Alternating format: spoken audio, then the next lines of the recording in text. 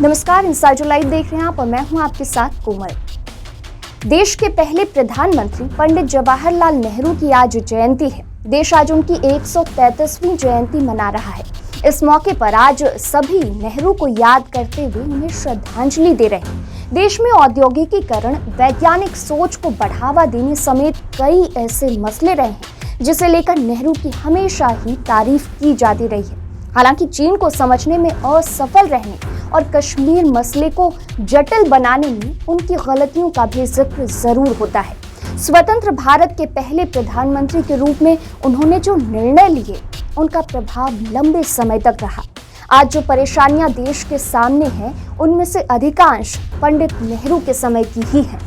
पंडित नेहरू की पिलपिली चीन नीति का ही परिणाम ये रहा कि देश को अपने पड़ोसी देश चीन से 1962 में युद्ध लड़ना पड़ा और युद्ध में मुंह की खानी भी पड़ी थी।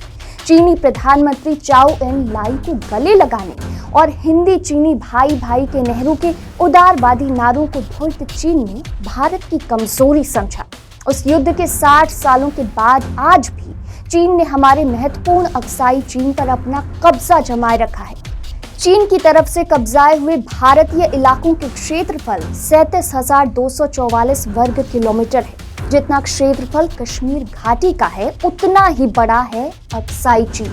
ये सच है कि विदेश विभाग पंडित नेहरू ने अपने कार्यक्षेत्र में ही रखा था, लेकिन कई बार उप प्रधानमंत्री होने के नाते कैबिनेट की विदेश विभाग समिति में सरदार पटेल को भी शामिल किया जाता रहा।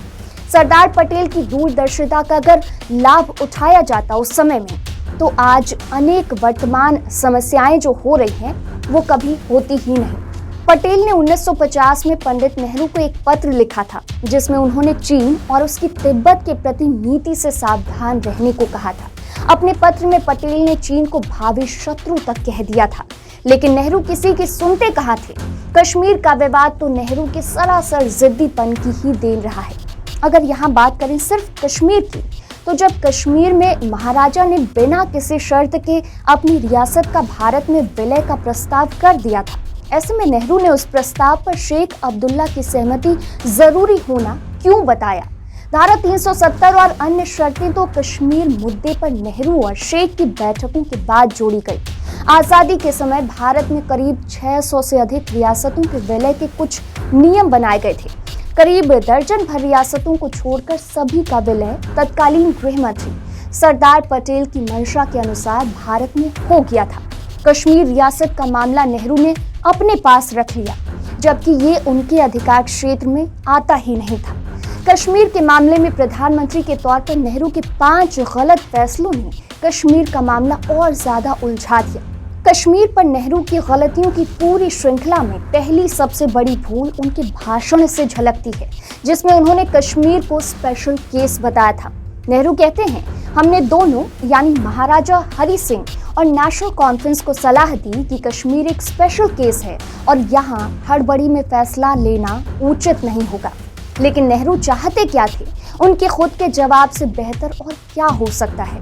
साल 1952 के अपने भाषण में वो आगे कहते हैं, महाराजा और उनकी सरकार तब भारत में विलय चाहते तो मैं उनसे कुछ और उम्मीद करता। वो ये कहते हैं कि वहाँ लोगों की राय ली जाए। हालांकि इंडियन इंडिपेंडेंस एक्ट में ऐसी कोई शर्त थी ही नहीं कि प्रिंसली स्टेट्स का भारत में विलय से पहले लोगों की राय ली जाए। भारतीय संघ से जुड़ने की शासक की इच्छा काफी थी। दूसरे प्रिंसली स्टेट्स ने ठीक वैसा ही किया था। विभाजन के वक्त कश्मीर के शासक बिना शर्तों के भारत से जुड़ना चाहते थे। इस मिलन को खारिज करने वाले और कोई नहीं बल्कि नेहरू थे। और किस लिए? नेहरू ने कश्मीर के लिए जनता की स्वीकार्यता का पैंतरा गढ़ा, क्योंकि उनकी नजर में ये स्पेशल केस था। नेहरू ने कश्मीर में जो खालीपन पैदा किया, उससे पाकिस्तान को वहां दखल देने का मौका मिल गया और आखिर में कबाइलियों के देश में पाकिस्तानी सैनिकों ने 20 अक्टूबर 1947 को कश्मीर पर हमला कर दिया। फिर भी नेहरू टस से मस नहीं हुए। पाकिस्तानी हमलावर कश्मीर की तरफ तेजी से बढ़ रहे थे। महाराजा हरि सिंह ने फिर नेहरू से आग्रह किया कि कश्मीर का भारत में विलय करवा लिया जाए, लेकिन नेहरू कश्मीर को पाकिस्तान से बचाने में देरी करते रहे। अंत में 27 अक्टूबर 1947 को हवाई जहाज द्वारा श्रीनगर में भारतीय सेना भेजी गई। भारतीय सेना ने कबाइलियों को खदेड़ दिया। 7 नवंबर को बारामूला कबायलियों से खाली करा लिया गया था, लेकिन तभी नेहरू ने शेख अब्दुल्ला की सलाह पर युद्ध विराम कर दिया। कश्मीर का पूरा इतिहास बिल्कुल अलग रहा है। भारत में उसका विलय जुलाई 1947 में ही हो सकता था। अगर वक्त पर विलय हो गया होता तो पाकिस्तान का हमला नहीं होता, पाकिस्तान अधिकृत कश्मीर नहीं होता, मामला संयुक्त राष्ट्र तक नहीं पहुंचता। बाद के दशकों में कश्मीर पर लड़ने का पाकिस्तान के पास कोई अधिकार नहीं होता, जिहादी आतंकवाद नहीं होता और 1990 में कश्मीरी हिंदुओं का सामूहिक पलायन नहीं होता। 21 अक्टूबर 1947 तक भी नेहरू ने एक्शन दिखाया होता तो भी आज पाकिस्तान अधिकृत कश्मीर नहीं होता। लेकिन नेहरू की भारी गलतियां अक्टूबर 1947 को ही नहीं खत्म हुई। कश्मीर पर नेहरू की दूसरी सबसे बड़ी भूल थी अंतिम विलय को भी अस्थायी विलय घोषित करना। महाराजा हरि सिंह ने बिल्कुल उसी विलय पत्र पर दस्तखत किया था जिस पर अन्य रजवाड़ों ने किया था। सभी रजवाड़ों का भारत में विलय हो गया, सिर्फ कश्मीर को छोड़कर। क्यों? क्योंकि नेहरू ने विलय को अस्थायी घोषित किया था, ना कि महाराजा ने। विलय को नेहरू की तरफ से अस्थायी घोषित किए जाने के बाद कुछ ऐसी घटनाएं हुई जिससे लगने लगा कि कश्मीर कहीं ना कहीं अलग तो है। ये भी धारणा बनने लगी कि कश्मीर का विलय विवादास्पद है और भारत में इसके स्थायी विलय के सिवा भी कई और विकल्प हो सकते हैं। जुलाई 1947 में नहीं तो 27 अक्टूबर 1947 को ही नेहरू के पास कश्मीर विलय के प्रश्न का हमेशा के लिए समाधान का मौका था। 25 नवंबर 1947 को संसद में नेहरू कहते हैं कि हम नहीं चाहते कि ये विलय सिर्फ ऊपरी स्तर के लोगों के द्वारा हो, इसकी बजाय ये गठजोड़ जनता की इच्छा के आधार पर होना चाहिए। कश्मीर पर नेहरू की तीसरी सबसे बड़ी भूल आर्टिकल 51 के बजाय आर्टिकल 35 के तहत 1 जनवरी 1948 को संयुक्त राष्ट्र का दरवाजा खटखटाना था। आर्टिकल 51 पाकिस्तान का भारत पर अवैध कब्जे को उजागर करने के नजरिए से सटीक होता। महाराजा ने सिर्फ एक विलय पत्र पर दस्तखत किया था और वह भारत का था। फिर भी नेहरू ने कश्मीर को भारत और पाकिस्तान के बीच का विवाद बताकर पाकिस्तान को बेवजह एक पक्ष बना दिया। तब से संयुक्त राष्ट्र के प्रस्ताव भारत को परेशान करते रहे।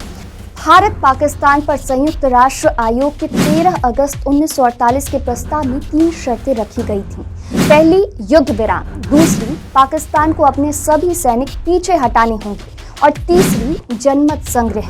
तीसरी शर्त की बात तभी हो सकती है जब पहली दोनों शर्तें पूरी हों। 1 जून 1949 को युद्ध विराम हो गया, लेकिन पाकिस्तान ने कब्जे में लिए गए इलाकों को खाली करने से इनकार कर दिया था। इसलिए 23 दिसंबर 1948 को संयुक्त राष्ट्र के आयोग ने भारत के स्टैंड से सहमति जताई कि पहली और दूसरी शर्तें पूरी नहीं हुई तो तीसरी शर्त पूरा करने की अनिवार्यता खत्म हो जाएगी। आयोग ने 5 जनवरी 1949 के प्रस्ताव में भी इसकी पुष्टि की। इसलिए आयोग खुद स्वीकार किया कि उसके प्रस्ताव के तहत दूसरी शर्त को नहीं मानकर पाकिस्तान ने जनमत संग्रह का रास्ता बंद कर दिया। फिर भी भारत पर जनमत संग्रह की तलवार लटकती रही। क्यों? क्योंकि नेहरू ने खुद ही इसका दरवाजा खोल रखा था। कश्मीर पर नेहरू की 5वीं सबसे बड़ी गलती निश्चित तौर पर आर्टिकल 370 थी। पहली नजर में ऐसे आर्टिकल का कोई औचित्य नहीं था, क्योंकि विलय पत्र वही था जिस पर अन्य रजवाड़ों ने दस्तखत किए थे। स्पेशल केस तो सिर्फ नेहरू के दिमाग की उपज थी। दरअसल संयुक्त प्रांत के एक मुस्लिम प्रतिनिधि मौलाना हसरत मुहानी ने संविधान सभा की बहसों में कई सवाल उठाए। 17 अक्टूबर 1949 को मौलाना मुहानी ने खास तौर से पूछा, आप इस शासक के प्रति ऐसा भेदभाव क्यों कर रहे हैं? ना तो नेहरू और ना ही शेख अब्दुल्ला से बातचीत करने वाले नेहरू के प्रतिनिधि एन गोपालास्वामी अयंगर के पास इस सवाल का कोई जवाब था। अयंगर ने आर्टिकल 370 को गढ़ा था। नेहरू अपने रास्ते पर चले और आर्टिकल 370 अस्तित्व में आ गया और इस कारण अलगाववादी भावनाओं को संस्थागत स्वरूप मिल गया और फिर अलगाववादी विचारधारा भारत के गले ही पड़ गई। बहरहाल नेहरू कश्मीर में गलती पर गलती करते ही रहे। वे कश्मीर के मुद्दे को संयुक्त राष्ट्र में ले गए, इसलिए तो पाकिस्तान बार बार कहता है कि कश्मीर विवाद को भारत ही इस मंच पर लेकर गया था। तो फिलहाल के लिए इस खबर में इतना ही। और भी खबरों के लिए बने रहिए इनसाइडर लाइव के साथ।